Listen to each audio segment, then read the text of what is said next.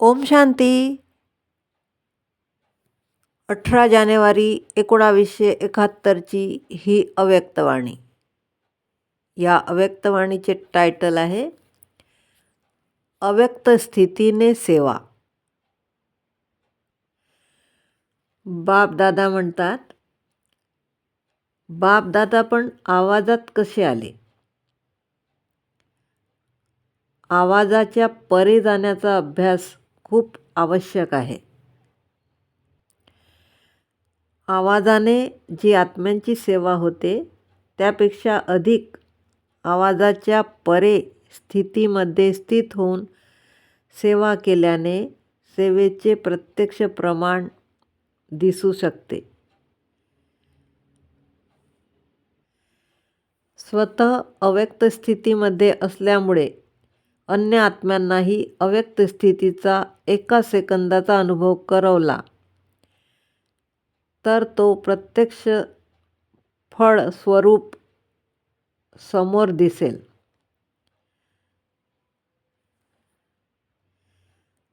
आवाजाच्या परे स्थितीमध्ये स्थित होऊन मग आवाजात आल्याने तो आवाज नाही वाटणार, पण त्या आवाजाने अव्यक्त वातावरणाचा प्रवाह कोणालाही बापाकडे आकर्षित करेल.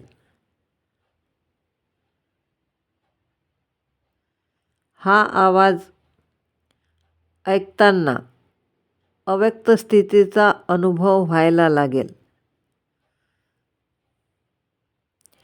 एका सेकंदाच्या अव्यक्त स्थितीचा अनुभव आत्म्याला अविनाशी संबंधामध्ये जोडू शकतो.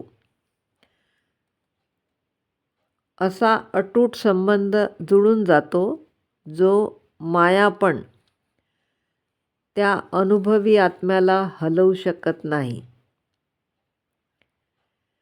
फक्त आवाजाने प्रभावित झालेल्या आत्मा अनेक आवाज ऐकल्याने आवागमनमध्ये येतात,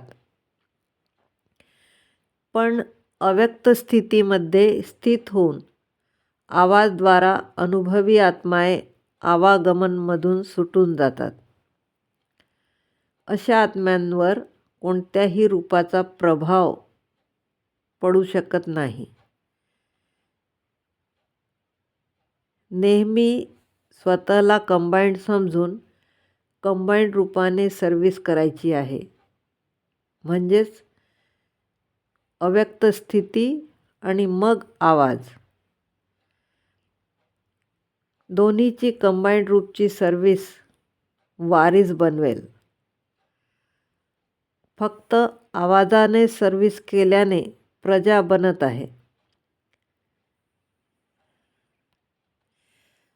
सर्व्हिस करण्याच्या वेळी मंथन चालते, पण यादमध्ये मगन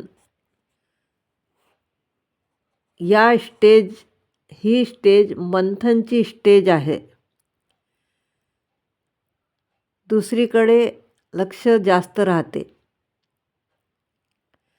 आपल्या अव्यक्त स्थितीकडे लक्ष कमी राहते. यामुळे ज्ञानाच्या विस्ताराचा प्रभाव पडतो, पण लगनमध्ये मगन राहिल्याने प्रभाव कमी दिसतो.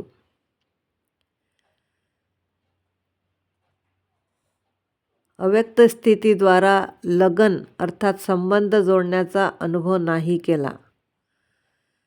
बाकी थोडी कणादाणा घेणारी प्रजा बनत गेली.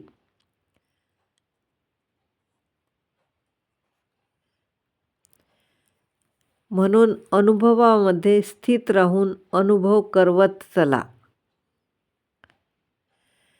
बापदादा म्हणतात, 3 प्रकारची याद आणि स्नेह वतनमध्ये पोहोचेल. वियोगी, योगी आणि स्नेही. तीनही रूपाची यादप्यार बापदादांना मिळाली. मुख्य 4 गोष्टी लक्षात ठेवायच्या आहेत. 1. आपल्यामध्ये सर्व प्रकारची श्रेष्ठता किती आहे? 2. संपूर्णतामध्ये या सर्वाच्या संबंधामध्ये समीपता किती आली? 3. आपल्यामध्ये आणि दुसऱ्यांच्या संबंधामध्ये संतुष्टता किती आली? आणि 4. स्वतःमध्ये शूरवीरता किती आहे? 18 जानेवारी हा दिवस फक्त स्मृती दिवस नाही, तर समर्थी दिवस आहे.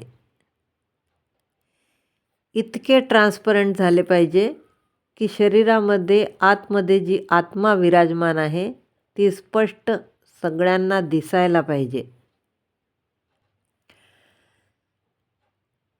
एक असते पुरुषार्थाने प्राप्ती आणि दुसरी वरदानाने प्राप्ती. 18 जानेवारी हा दिवस पुरुषार्थाने शक्ती प्राप्त करण्याचा नाही, तर स्नेहद्वारा शक्तीचे वरदान प्राप्त करण्याचा दिवस आहे.